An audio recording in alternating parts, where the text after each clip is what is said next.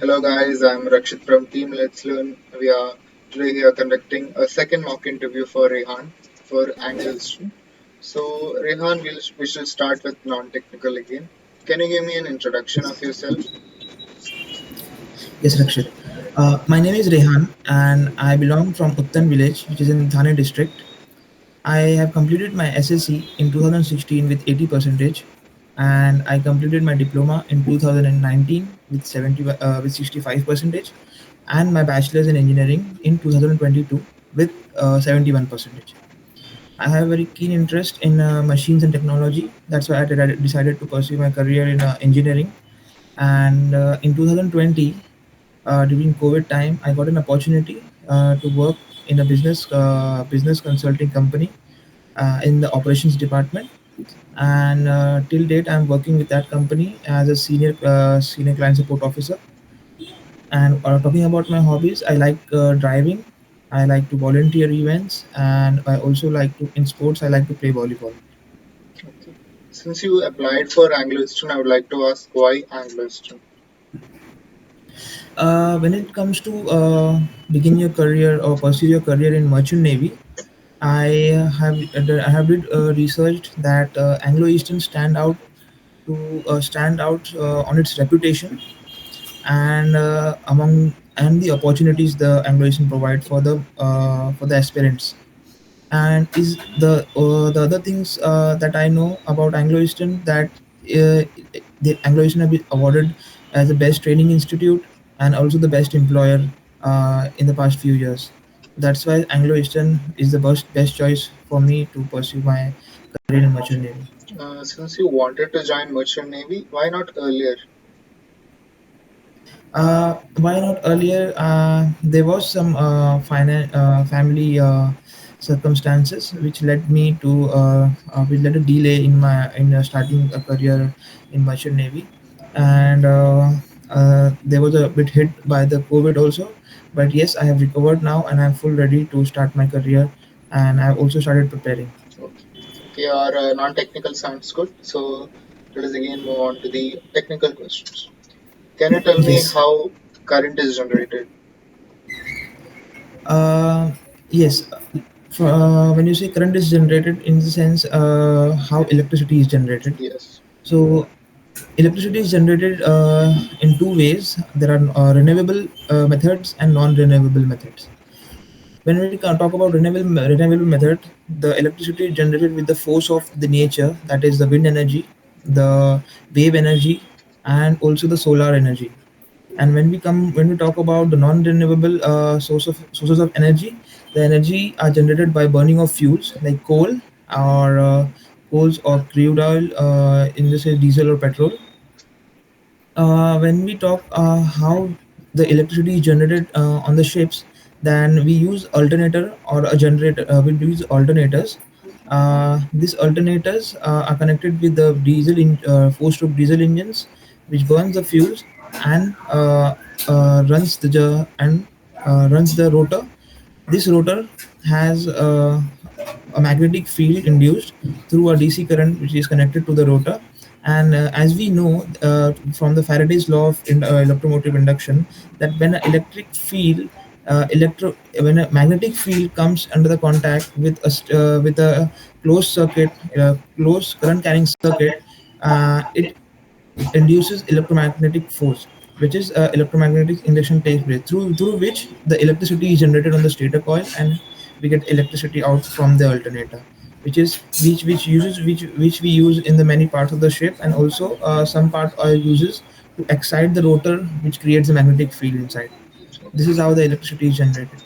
Can you tell me the phase, the voltage that you get at your home? The voltage at my that I get at my home is 220 volts, which is and we use a single as every residential apartments are been provided with a single phases of electricity.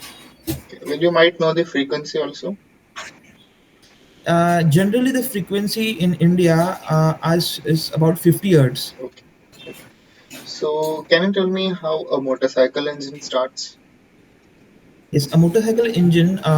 When we turn on the key, the all the electrical parts which are connected to the battery activates, and the engine, which has a starter motor, is also connected to the battery. When we push the start button of an the starter motor start to rotate, the starter motor connects with the flywheel first and then start rotating. This rotation of the motor rotates the flywheel, and the flywheel rotates the crankshaft.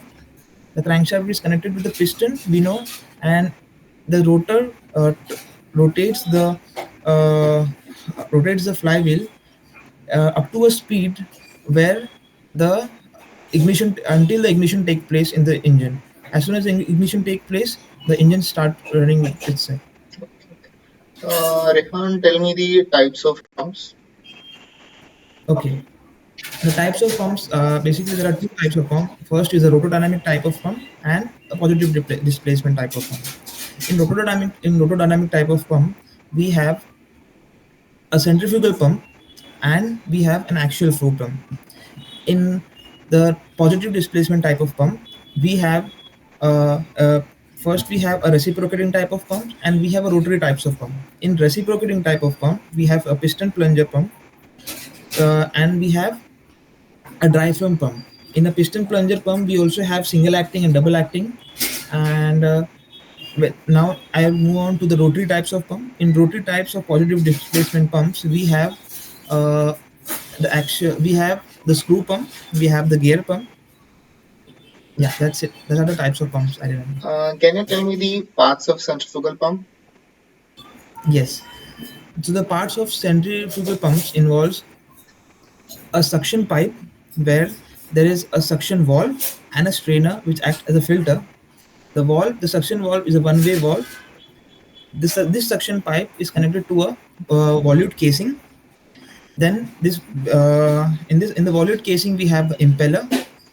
We have a seal fitted to the shaft. The seal shaft are also connected with the bearings, Okay. and coming on to the discharge side, we also have a discharge valve. These are the Okay. parts. Okay. Just a heads up. I don't think Rishi Rana will be accepting this answer. I think there is something that he expects more, but we still haven't been able Okay. to figure it out. Like, what is he expecting more from us?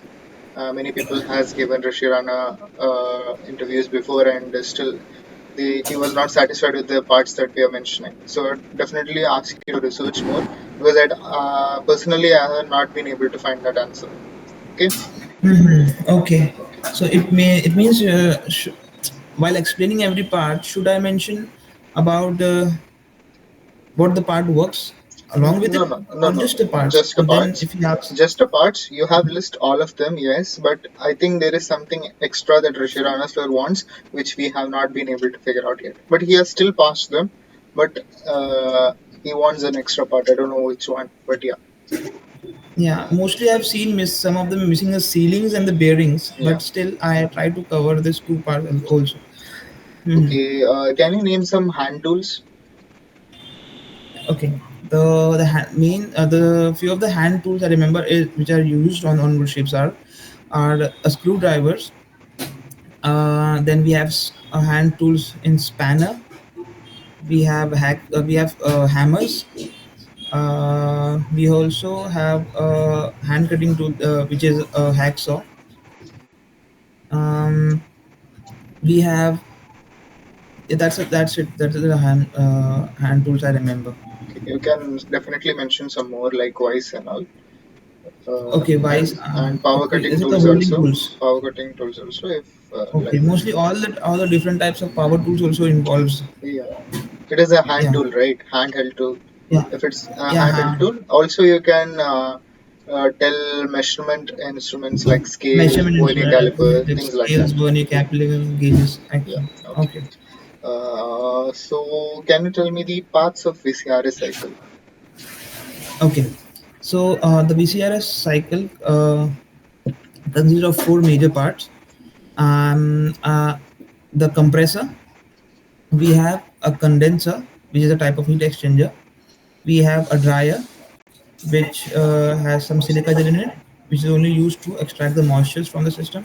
We have the thermostatic expansion valve. We have the evaporator. And after the evaporator, we also have a sensing bulb, which is connected through capillary tube to with the expansion valve. Okay. Can you tell me the types of NDT test? Yes, the types of NDT tests are: first is the visual visual type of testing. The second is the red dye penetrant testing. Okay. Then we have magnetic particle testing. We have a radiographic type of testing, and we also have ultrasonic type of testing. Okay. Can you explain red dye penetrant testing? Yes. So red dye penetrant testing basically involves a procedure where we have to we have a specimen.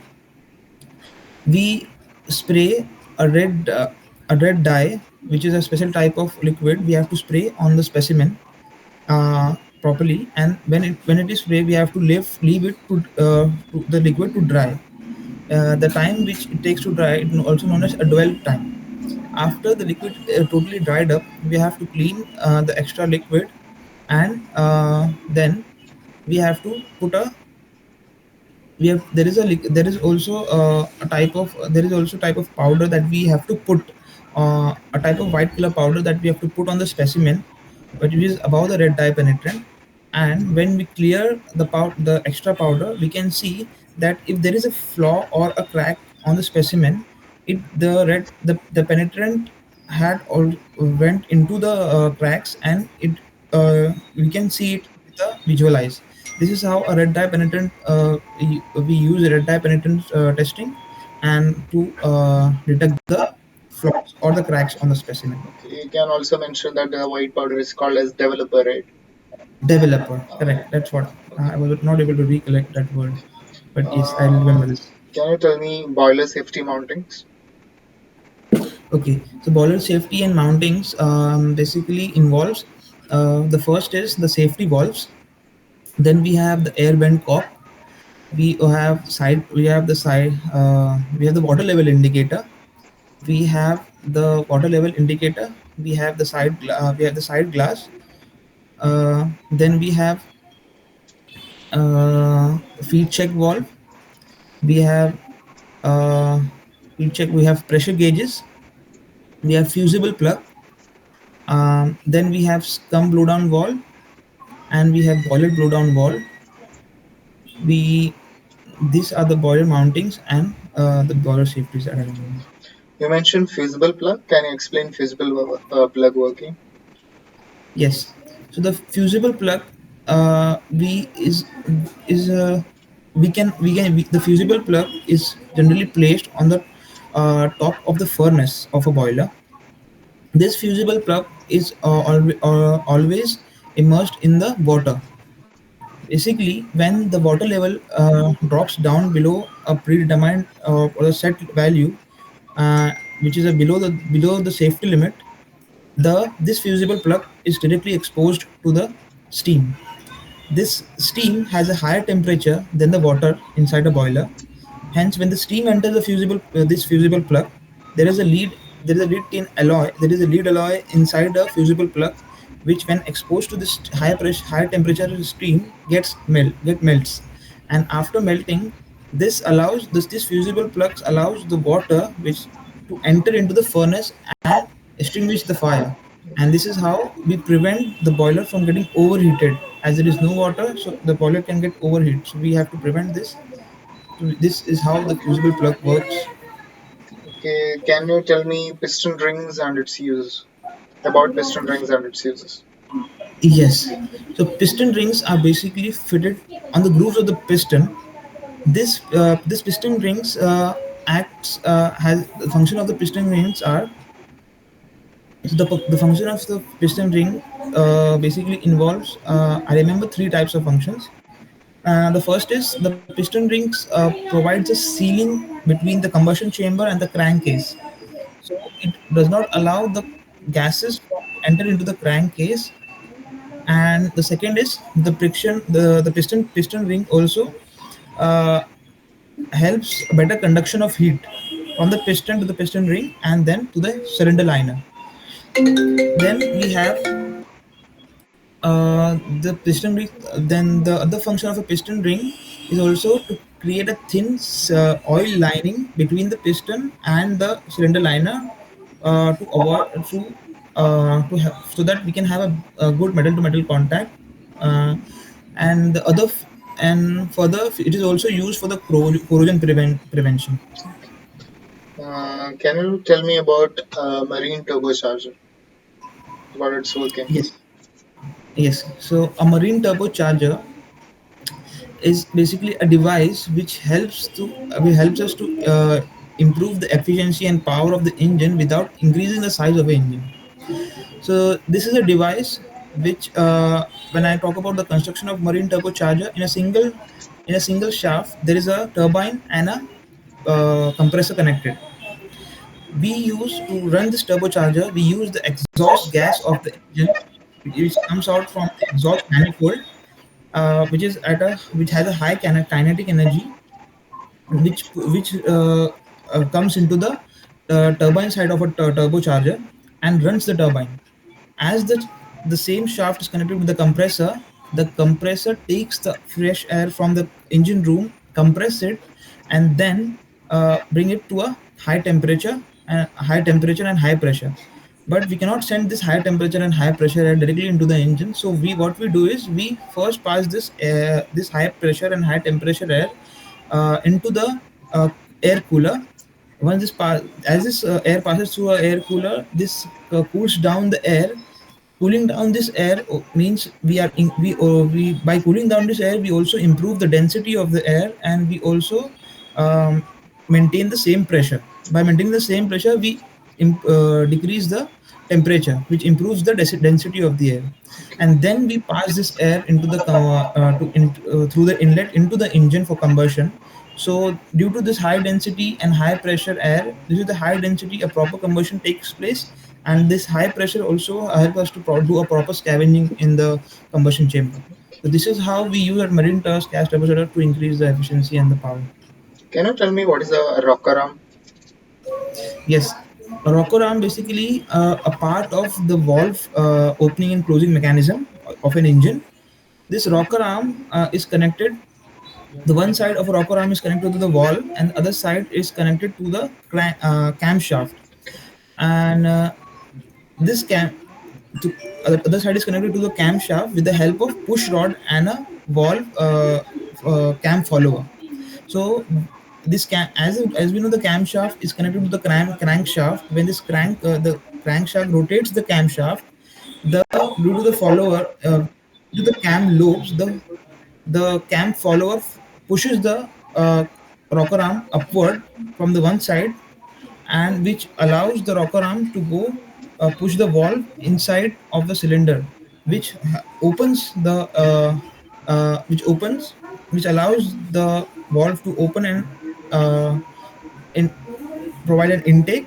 And same thing happens when the other lobe comes up and opens the exhaust valve. There is a spring fitted in the valve, so it brings back the rocker arm to the original position once the intake cycle is completed. Can you tell me the voltage of a spark plug? The voltage of a spark plug is around 20,000 to 30,000 volts. Can you tell me what is a Gudgion pin? Gudgeon pin is a uh, is basically connects the piston with the connecting rod. Can you tell me parts of a engine? Yes, uh, the engine parts are consist of a cylinder head. Then we have the cylinder block where we have the cylinder liner. Then we have a crankcase. In the crankcase, we have the crankshaft, and this crankshaft is connecting to a connecting rod uh, through the crank pin, and the same connecting rod on the other side is connected with the piston to the gudgeon pin. This piston is inside the cylinder liner, which is placed in the cylinder block. Moving upwards, we have the cylinder head inside of which we have the inlet and exhaust valves, which are connected to the camshaft. and this camshaft are connected to the crankshaft through a timing chain. Can you tell me the difference between a two-stroke and a four-stroke engine? Yes, sure. So a two-stroke and a four-stroke engine.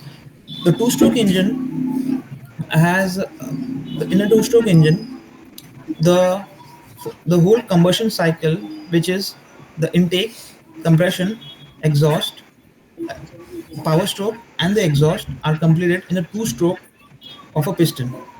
And in a four-stroke engine, this combustion cycle of intake, compression, exhaust, and the power stroke and exhaust are completed in four-stroke of a cycle. The two-stroke engine basically have a larger piston, long length of strokes, and the four-stroke engine have a short length of short length of a strokes. This due to this long length, the two-stroke engines are also known as a crosshead types of engine, and this short stroke. This due to this and the four-stroke engine are also known as a trunk type.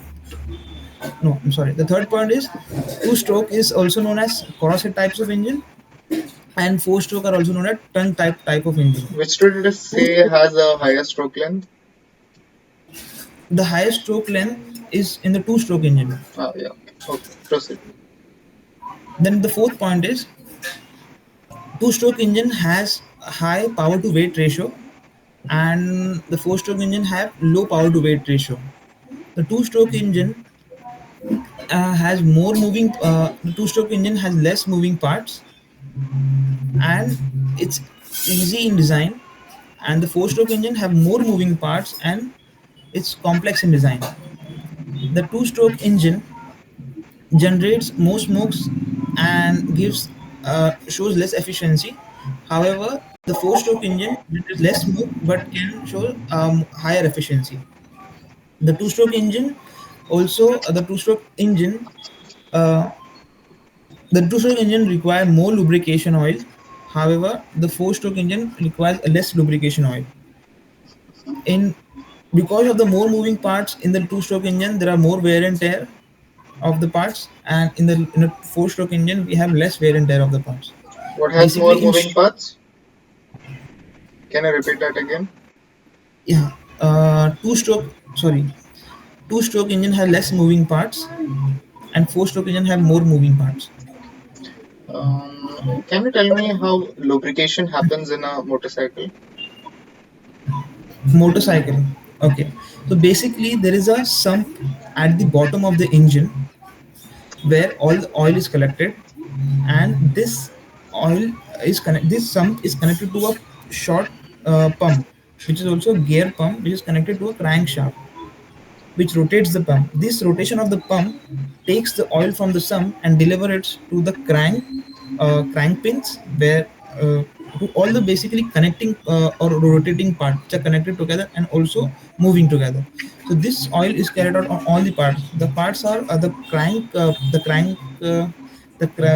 crankshaft pins, basically the crank pins. Also, it goes up to the camshaft and the camshafts and the cam loops, the valve springs. So this is how the lubrication system in a and also in the clutch plate. The same oil is also is pushed into the clutch side of an engine. This is how basically a lubrication system works in a motorcycle engine. Okay, if you are mentioning clutch plates and all, be ready to face some cross Answer questions. Like cross there, questions or there that. might be Yeah, a chance. I don't know, because if you are yeah, mentioning clutch plates, there might be a chance he might give you cross questions. Okay, be ready for cross that. question. Yeah. Okay, can you tell me about three-phase induction motor? Yes. So the three-phase induction motor is basically a most famous type of motor which is used in many of our industrial use. It comes used in the many of industrial purposes, and the basic I would like to tell the basic component of the three-phase induction motor first. It involves a cylindrical casing in which there is a stator and a rotor. This stator had windings which are called as stator windings, which are placed 120-degree apart from each other, and there's a rotor inside. There's a rotor in the middle of the stator, which rotates, and this rotor has a field winding on it.